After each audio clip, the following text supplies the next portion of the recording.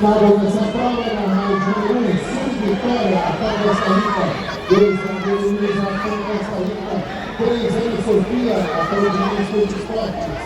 4 Catarina Pereira, Yacht Clube, 5 Alice Reis, até o Ministro de Esportes,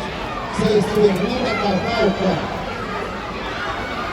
as Vagabatos, 7 Natália Lago,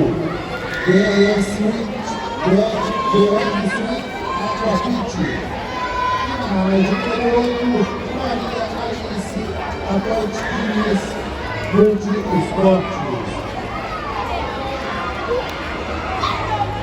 Retificando o resultado da prova de número 50 metros, feito por Mateus número 2, o terceiro Gina Gomes e Atitude, o segundo da Isabela Caetano, número 6,